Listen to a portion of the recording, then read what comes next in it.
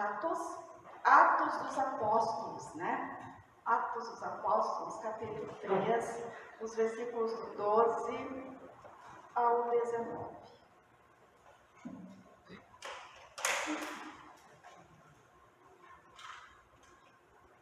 Todas encontraram? Misericórdia, amém. Amém. Quando Pedro viu isso, dirigiu-se ao povo dizendo: Israelitas, por que vocês estão admirados com isto? Ou porque estão com os olhos fixos em nós, como se pelo nosso próprio poder ou piedade tivéssemos feito este homem andar?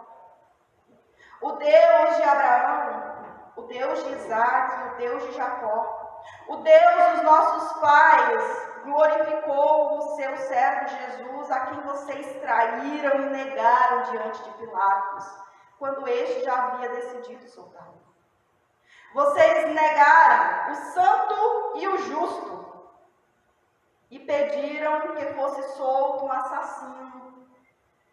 Vocês mataram o autor da vida, a quem Deus ressuscitou dentre os mortos, do que nós somos testemunhas. Pela fé no seu nome, pela fé no nome de Jesus, é que esse mesmo nome fortaleceu a este homem que vocês estão vendo e bem conhecem. Sim, a fé que vem por meio de Jesus deu a este homem saúde perfeita na presença de todos vocês. E agora, irmãos, eu sei que vocês fizeram isso por ignorância, como também as suas autoridades o fizeram. Mas Deus assim cumpriu o que tinha anunciado anteriormente pela boca de todos os profetas, que o seu Cristo havia de padecer. Portanto, arrependam-se e se convertam, para que sejam cancelados os seus pecados.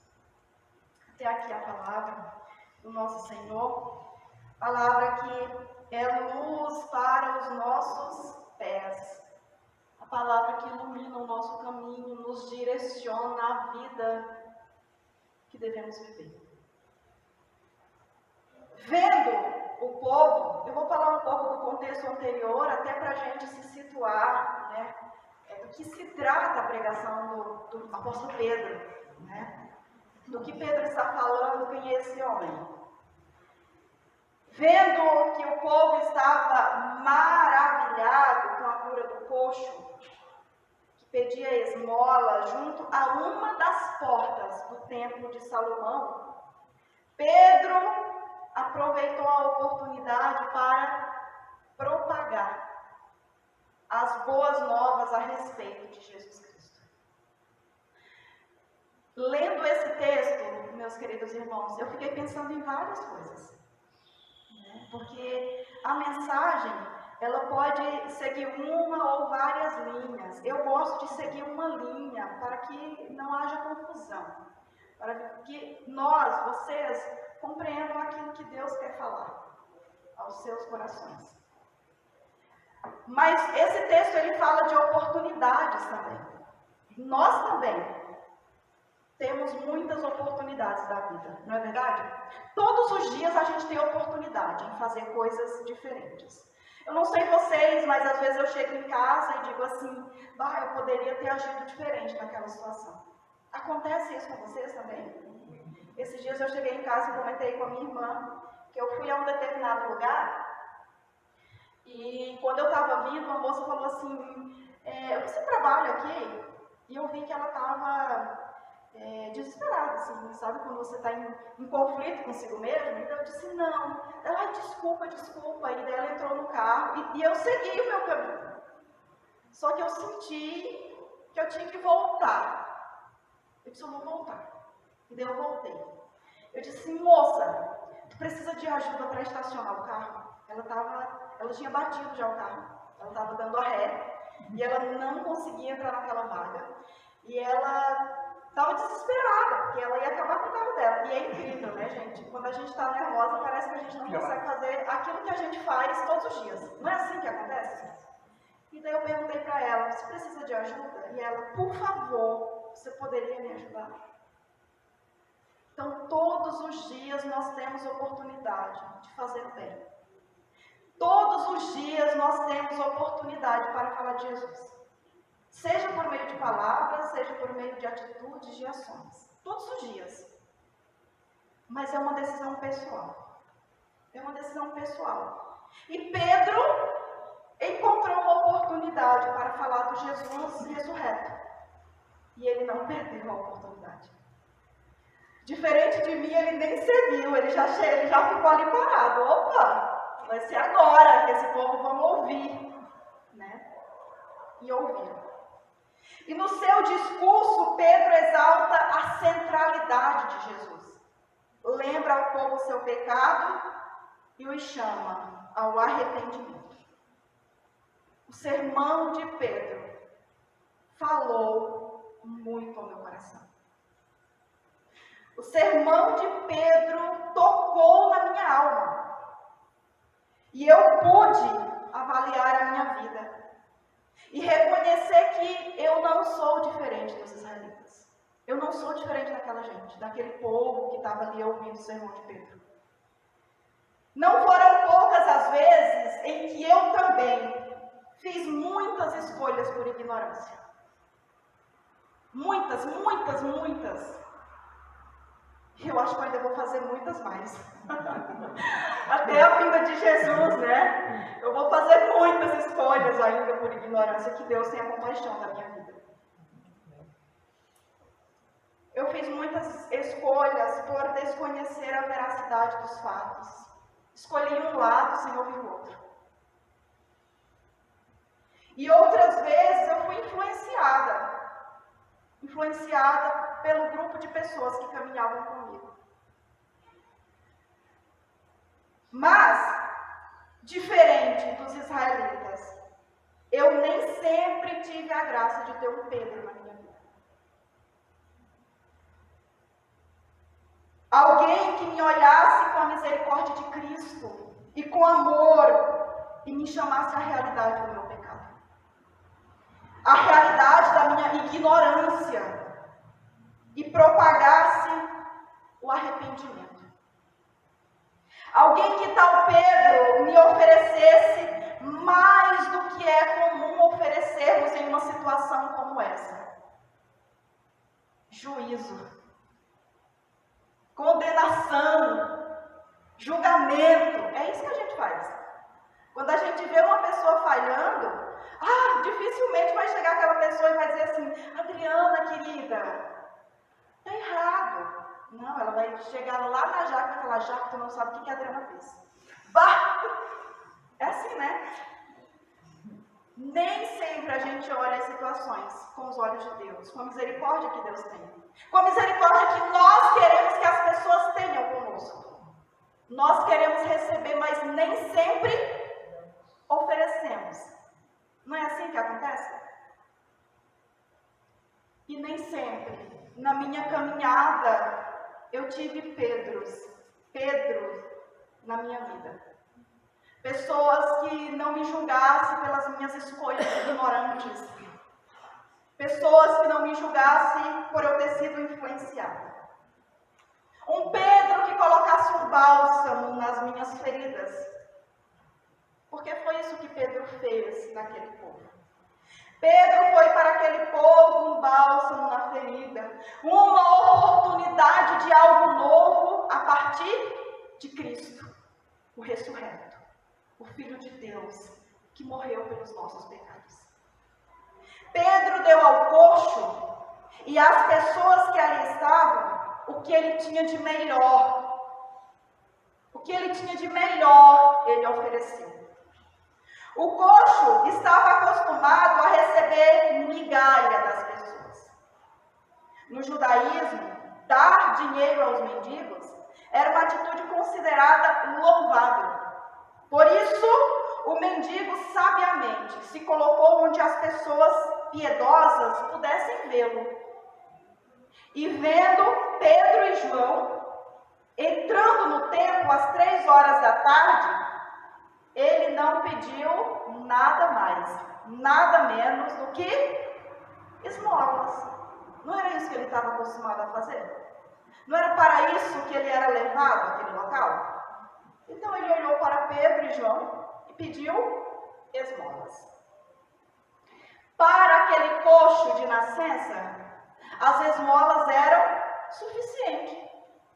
Ele já estava acostumado com aquela vida. Pela sua condição, era aquilo que ele merecia.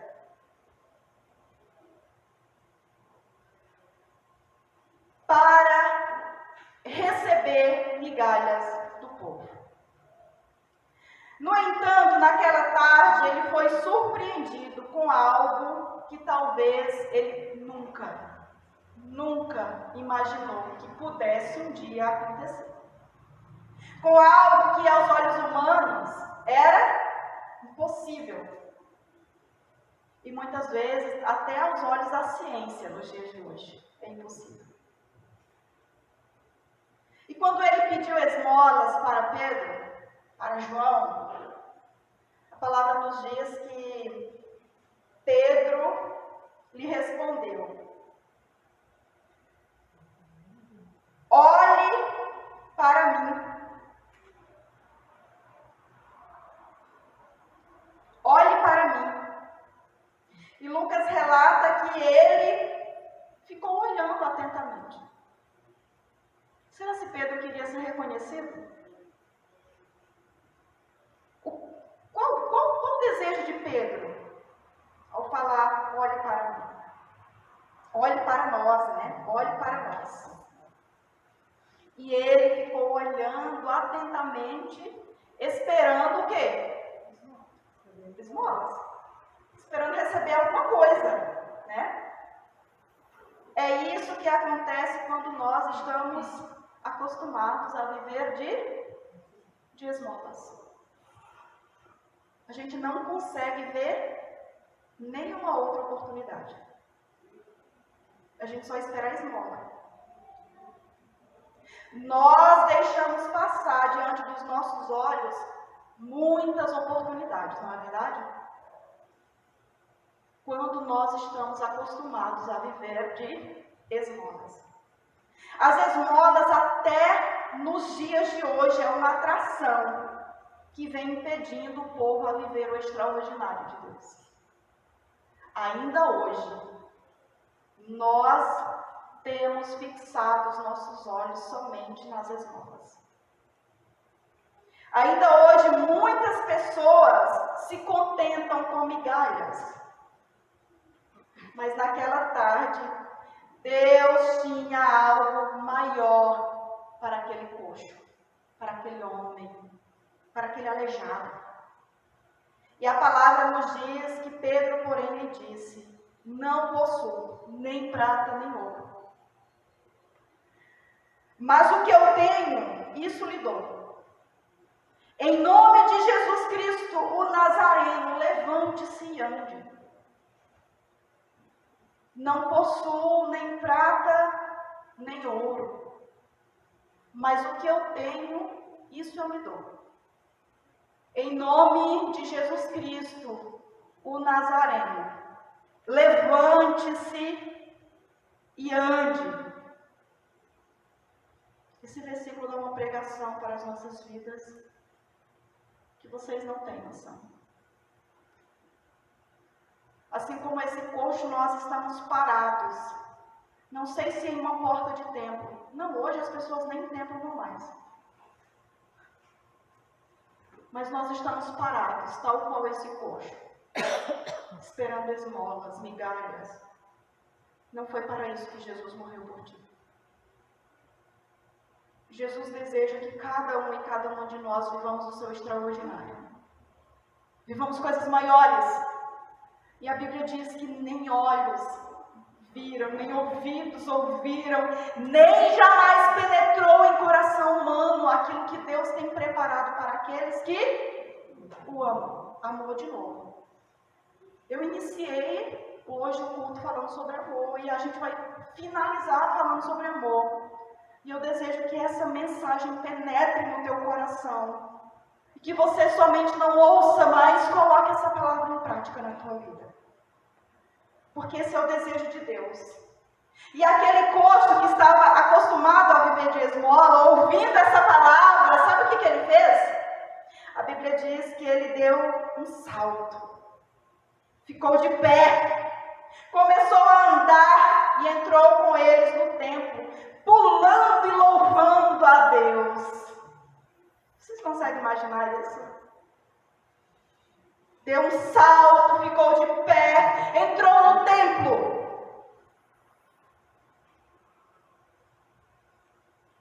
Pulando e louvando a Deus. O povo, vendo caminhar, ficaram perplexos, admirados. Pensavam que João e Pedro haviam feito aquele milagre. E isso poderia, de fato, ter inflado o ego daqueles 2 discípulos. Por muito menos, os discípulos da atual geração se enchem de orgulho. Não é assim? Parece até um pavão, né? Por muito menos, nós nos enchemos de orgulho. Fui eu que fiz. Mas Pedro não se deixou ser conduzido pela carne. Foi pelo Espírito Santo que ele admitiu não ter sido ele, nem Pedro, o autor da cura ao coxo. Pedro atribui a cura do aleijado a quem? A quem? A Jesus. Ele atribui a cura do aleijado a Jesus. E não só isso. Ele quer que o povo lembre quem é esse Jesus. O mesmo a quem vocês traíram e negaram. Sabe quem foi o Jesus? O Jesus que vocês entregaram a Pilatos. O mesmo que vocês mataram. Ele vai lá na ferida, né? E não só você fica cutucando, assim, ó, cutucando. Esse é o teu pecado, te converte, te arrepende. Sabe quem foi o Jesus que curou? Aquele que vocês negaram, mataram. Vocês escolheram um bandido ao invés dele. É isso que Pedro diz. Mas ele não para por aí. Pedro é ousado. Ele é uma pedra no sapato, né? E naquela tarde ele foi uma pedra no sapato daquele povo. E ele segue dizendo, o julgamento e a morte de Jesus não deixou ele morto para sempre. Mas assim, ó, percebam que Pedro está falando, está pregando, não é em uma situação distante da morte de Cristo. Foi algo que aconteceu não muito longe, né? O julgamento e a morte de Jesus havia acontecido em Jerusalém há poucas semanas. Né? Não era um evento de um passado distante. A maioria daquelas pessoas, pelo menos, tinham ouvido falar a respeito. E algumas podem ter feito parte da condenação de Jesus. E os líderes religiosos pensavam ter posto um fim à vida de Jesus. Mas a confiança deles foi abalada quando Pedro concluiu o seu sermão, dizendo: Deus trouxe Jesus de volta à vida. Deus trouxe Jesus de volta à vida. Nós somos testemunhas disso. E ninguém mais pode feri-lo. E ninguém mais pode feri-lo. Pedro usa a oportunidade do momento para chamar o povo e também a nós, nessa manhã, a confessarmos, arrependermos e convertermos os nossos corações a Cristo, que veio nos reconciliar com Deus. Este convite é atual. Ainda hoje, Deus nos chama para mudarmos de vida. Porque Ele não desiste de você. Ele se importa com você. Eu já disse isso em outro momento, né? Ele não desiste de você, Ele se importa com você. Ele não deseja que mendiguemos o pão para sempre, que vivamos de esmolas. Jesus morreu e, sobretudo, ressuscitou, a fim de nos dar vida plena, vida em abundância. Morreu para que pudéssemos nos assentar junto a Ele na mesa da reconciliação. A palavra é clara: se confessarmos os nossos pecados, Ele é fiel e justo para nos perdoar os pecados e nos purificar de toda injustiça. Palavra que encontramos lá em 1 Pedro, capítulo 1, versículo 9. E ouvindo ela, meus queridos, minhas queridas, não podemos fazer nada a não ser reconhecermos-nos como pessoas pecadoras, carentes da misericórdia de Deus. Não somente isso. Humilhemos-nos na sua presença. E Tiago vai dizer que Ele nos exaltará. Humilhai-vos. Humilhai-vos na presença de Deus. E Ele vos exaltará. O desejo de Deus para nós nessa manhã, para os israelitas naquela tarde, é de cura integral, é de cura completa. Deus não quer curar somente uma parte da ferida da nossa vida. Ele quer nos curar de verdade, plenamente, e nos dar a oportunidade de algo novo a partir do seu Santo Espírito. Meditemos sobre essa mensagem. E que Deus, o autor da vida, nos abençoe e caminhe conosco em nossas dificuldades, em nossas carências, em nossos medos, em nossas ignorâncias, em nossos vacilos. Que Ele nos cure por completo, a fim de que sejamos cada dia mais parecidos com Ele. Amém.